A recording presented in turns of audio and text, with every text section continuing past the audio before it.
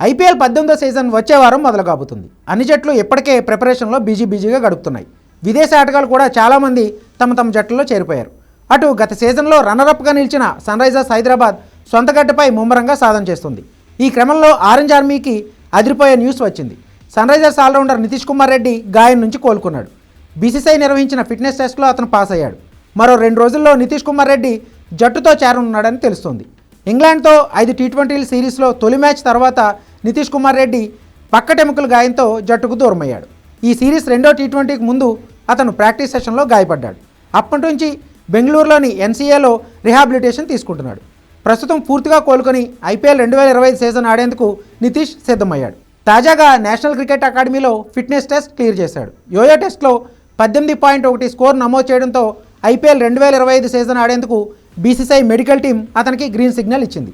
ఇదిలా ఉంటే IPL 2023లోనే sun Risers తరపున అరంగేట్రం చేసిన నితీష్ కుమార్ రెడ్డికి ఆ సీజన్లో ఎక్కువగా అవకాశాలు రాలేదు. 2 మ్యాచ్లు మాత్రమే ఆడాడు. కానీ గత సీజన్లో నితీష్ కుమార్ రెడ్డి అద్భుత ప్రదర్శన కనబరిచాడు.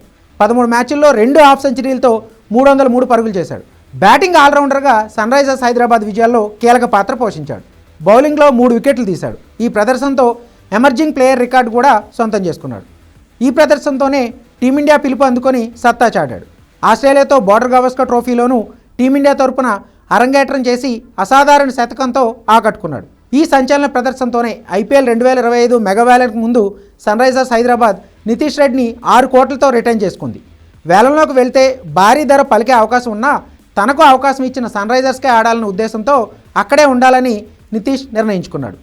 అంతర్జాతీయ కెరీర్లో ఇప్పటివరకు 5 టెస్టులు ఆడిన నితీష్ రెడ్డి 298 పరుగులు చేయడంతో పాటు 5 వికెట్లు తీశాడు. ఇక సన్ రైజర్స్ హైదరాబాద్ గత ఏడాది ఫైనల్లో త్రుటిలో టైటిల్ చేజార్చుకుంది.